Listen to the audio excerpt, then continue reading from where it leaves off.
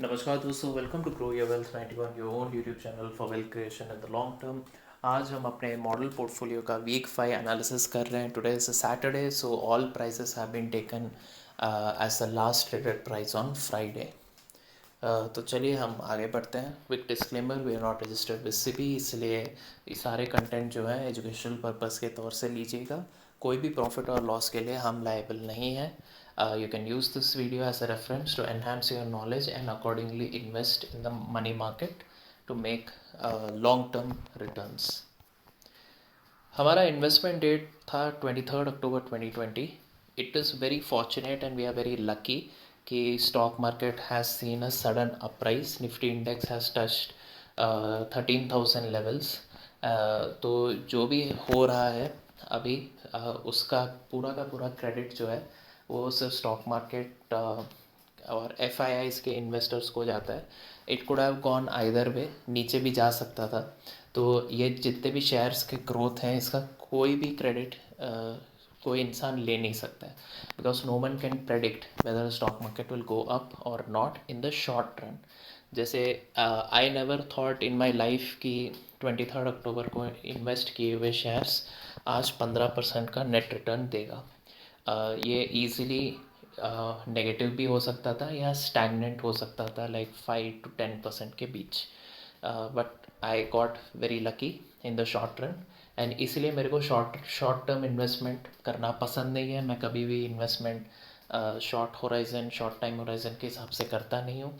मुझे और आपको भी पता है कि आने वाले 5 से 10 साल में निफ्टी जो है वो डेफिनेटली अच्छे रेट से ग्रो करेगा, and I M assuming it will grow at least at a rate between 10 and 15% comfortably, because historically world के सारे स्टॉक मार्केट इंडेक्स अप्रॉक्सीमेटली उस रेट से ग्रो किए हैं। सो मैं लॉन्ग टर्म गेम खेलता हूँ, और इस लॉन्ग टर्म गेम के हिसाब से these are the 9 shares that I feel will definitely stay put in the Nifty top 100। In fact जो भी निफ्टी नेक्स्ट 50 में है, there is a high chance कि ये सारे निफ्टी 50 में आ जाएंगे आने वाले 10 सालों में। तो मेरा पूरा थियरी ये है कि you just have to select 10 shares, 9 to 10 shares, which will be part of your Nifty 50 today and which will be part of your Nifty 50 after 10 years. अगर आपने ऐसे शेयर चुन लिए जो 10 साल तक टिक गया, तो आपको आराम से 15% या उसके ऊपर का रिटर्न मिल सकता है, क्योंकि निफ्टी खुद 10 से 15 के बीच में कंपाउंड करेगा, and we are choosing the best shares of it. So definitely वो शेयर्स जो है निफ्टी के कंपाउंडिंग रेट से ज़्यादा ही करेगा।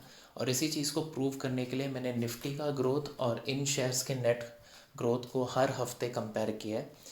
Although it has only been 5 weeks, I am sure कि if you take the entire sample space of long term which is 5+ years, तो हमारा पोर्टफोलियो हमेशा निफ्टी को आउट परफॉर्म करेगा।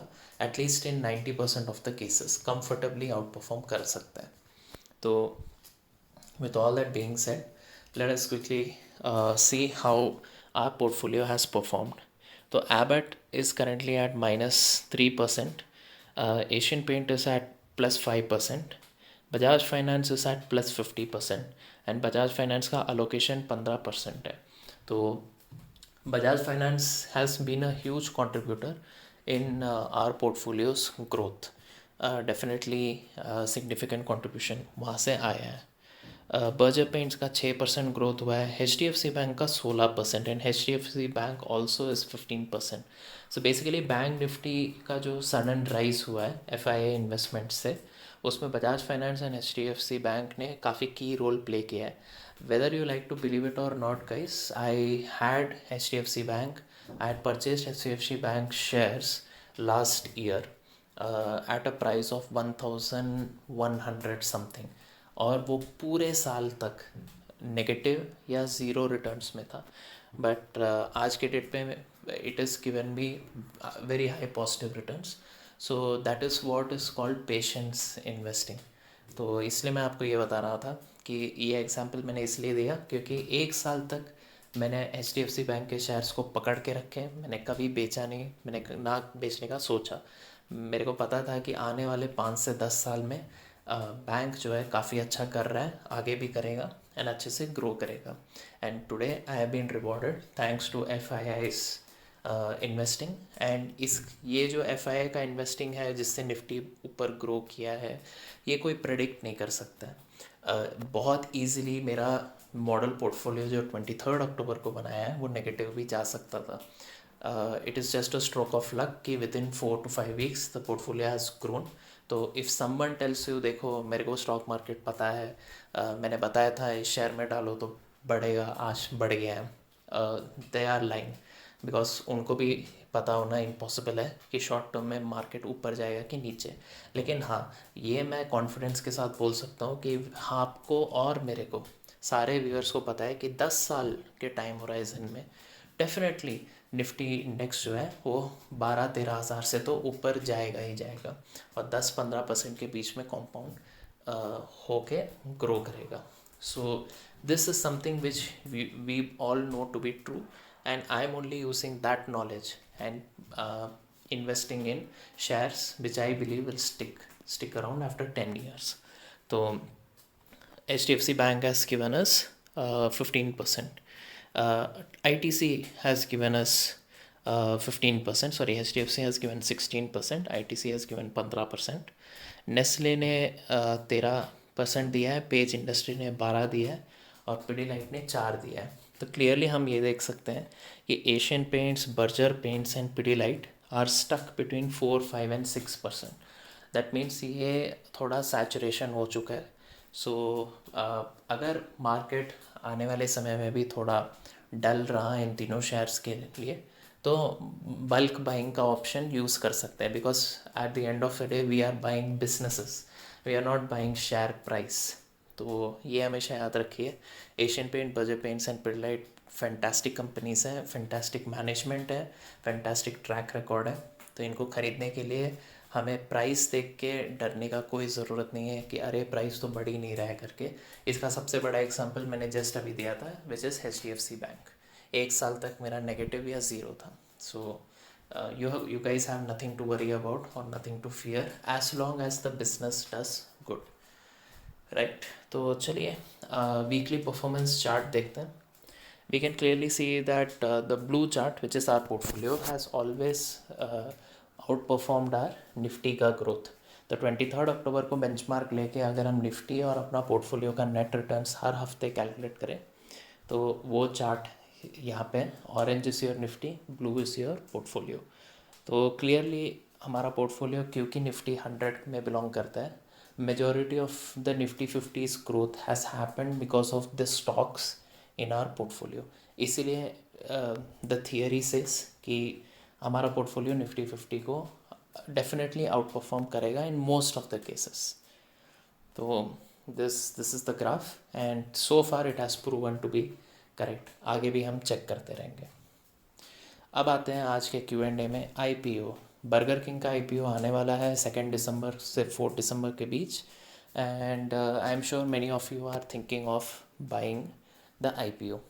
आप सबको पता है कि मैं एक रिस्क एवर्स इन्वेस्टर हूँ, और मेरे को ऐसे कंपनी में पैसे डालना पसंद नहीं है जिसका past track record, history and data ना हो. तो बर्गर किंग का जो है डेटा, पास 10 साल का हिस्टोरिकल डेटा हमारे पास नहीं है. We only have historical data for 2 to 3 years, 3 to 4 years, sorry. And वो डेटा जो है it doesn't look so good. अगर आप देखें तो सेल्स तो काफ़ी अच्छे से ग्रो किया है, लेकिन अगर प्रॉफिट्स देखें तो हर एक साल में वो उसने नेगेटिव प्रॉफिट, बेसिकली लॉस दिया है. So a business where the sales is growing but there is no cash flow is a very risky and dangerous business. And इसीलिए मेरे हिसाब से investing in Burger King is very high risk, क्योंकि ऐसा business जो profitably ना हो उस पर कैसे कोई भरोसा कर सकता है. नाउ मेरा हमेशा से IPO में इन्वेस्ट करने का पोजीशन नेगेटिव रहा है. I never would invest in IPOs because I believe in safe investing. But जो लोग रिस्क टेकर्स हैं, जिनको IPO में पैसा डालना है, उनके लिए क्या थियरी है, क्या स्ट्रैटेजी यूज़ कर सकते हैं, उसके बारे में मैं थोड़ा सा बात करना चाहता हूँ. सो अगेन मैं यहाँ पे बाई या नॉट बाई का रिकमेंडेशन नहीं दे रहा हूँ. This is only for educational purpose. So just want to make that point very clear. And मैं जो आपको स्ट्रैटेजी शेयर कर रहा हूँ ये मेरा स्ट्रैटेजी नहीं है, ये बहुत कॉमन स्ट्रैटेजी है. May be you guys already know about it, but जिनको नहीं पता है मैं उनको इस वीडियो के थ्रू थोड़ा हेल्प कर रहा हूँ by giving them a little idea. So that is something called grey market premium. So grey market premium बोलता है कि शेयर का जो लिस्टिंग प्राइस है उसके ऊपर कितने रुपए में लोग खरीदने को रेडी हैं. तो जैसे बर्गर किंग का ग्रे मार्केट प्रीमियम 20 से 25 रुपये, एंड बर्गर किंग का जो लिस्ट प्राइस है दैट इज़ 59 टू 60 रुपीज़ ही मान लेते हैं. तो 60 प्लस 20 इज़ 80 टू 85 रुपीज़ में जो है ग्रे मार्केट में ये शेयर को लोग खरीदने को रेडी हैं. तो ऑलरेडी ग्रे मार्केट में ये एक प्रीमियम पे ट्रेड हो रहा है, राइट. बट अनफॉर्चुनेटली ये जो ग्रे मार्केट प्रीमियम है ये फिक्स नहीं है, और ये जो है बहुत ड्रास्टिकली वोलेटाइल है. आज 20-25 रुपये ऊपर है, लिस्टिंग डे के दिन नेगेटिव भी जा सकता है. सो स्ट्रैटेजी क्या है, लोग कैसे इन्वेस्ट करें. एक सिंपल तरीका ये है कि आपको विंडो मिलता है, सेकंड टू फोर्थ विंडो है, तो you wait on second, don't put money. आप थर्ड को देखिए कि ग्रे मार्केट में प्रीमियम जो है वो सेम है कि घटा है कि बढ़ा है. अगर आपको दिख रहा है कि सेम है कि या बढ़ा है तो it is worth taking a risk. If it has fallen तो वो रिस्क लेना सेंस नहीं बनता है. दूसरी बात यह है कि कितना मार्केट प्रीमियम होना चाहिए. So if the market premium is going to give you a net profit of more than 5,000, अभी एक लॉट जो है कम से कम 15,000 रुपये का तो रफली आता है. तो अगर आपका 5,000 का मुनाफा ग्रे मार्केट से ही नहीं हो रहा है तो उसमें निवेश करना थोड़ा सा रिस्की है. Because at the end of the day mostly people invest in IPOs to book immediate profits. तो आप देखिए अगर आपका 5,000 मिनिमम मिल रहा है as profit through the grey market price, premium price, तो आप सेफली उस पर निवेश कर सकते हैं if you want to take a risk. And then definitely it should ideally go up.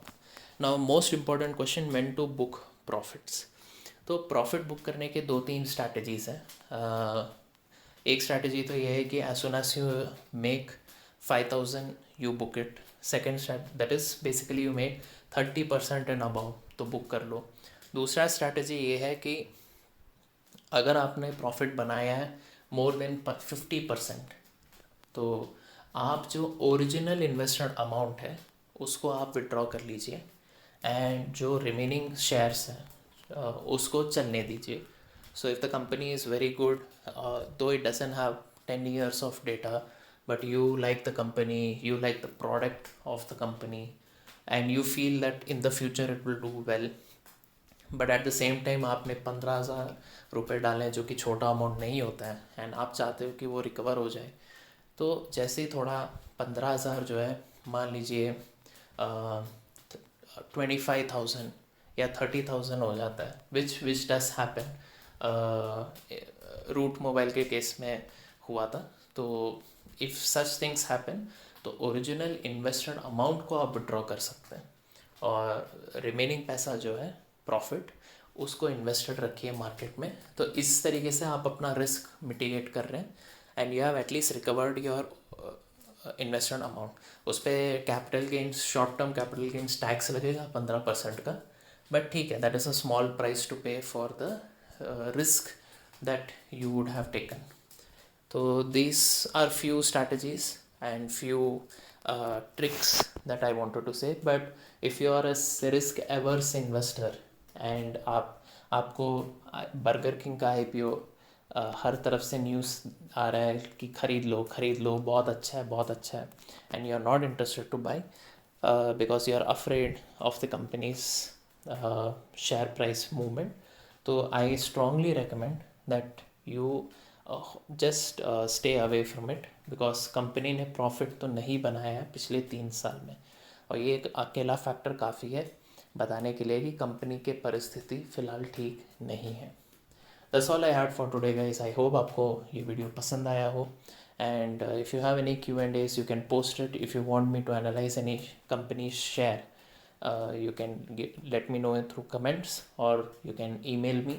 अगर आप अपना पोर्टफोलियो का एनालिसिस कराना चाहते हैं तो आप मेरे को ईमेल कर सकते हैं. I'll do it. And that's it. See you in the next video.